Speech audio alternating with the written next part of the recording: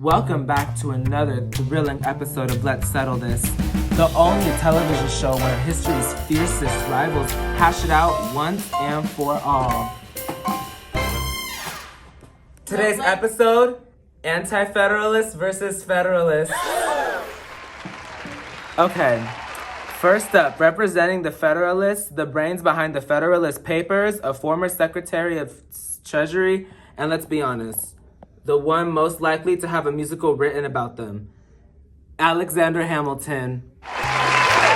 Yes! It looks like we have a crowd full of Federalists up in here. Mr. Hamilton, welcome to the show. How are you feeling today? I'm absolutely thrilled to be here.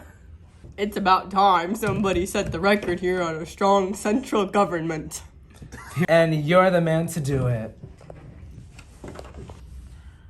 But do not get too comfortable. Up next, representing the Anti-Federalist, the man who wrote the Declaration of Independence and believes states' rights reign supreme, Thomas Jefferson. Mr. Jefferson, thank you for having us. Pleasure. Okay. Though I must say, I'm here to remind everybody that power belongs in the hands of the people, not a central authority. Okay, girl. I can feel the tension already. Let us get right into it then. Mr. Hamilton, why do you believe a strong central government is essential? The Articles of Confederation were a disaster. Without a unified government, we are weak. Economically, militarily, and politically. A nation must stand together, not a loose connection of states. And yet, Mr. Hamilton, that unity comes at the cost of liberty.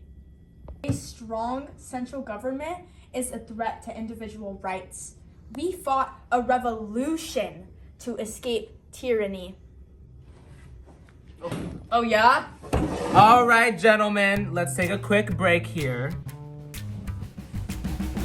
We will dig deeper into these ideas right after the commercial break.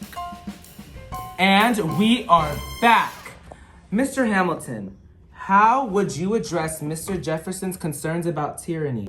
It's simple. A strong central government does not mean tyranny. It means structure. Take the Constitution. It is designed with checks and balances to prevent any one branch from gaining too much power. The Articles of Confederation, by contrast, was pure chaos. States competing instead of cooperating, that is a recipe for failure if you ask me. Again, Alexander, at what cost? You talk about unity, but you're centralizing power in a way that will crush the state's ability to govern themselves.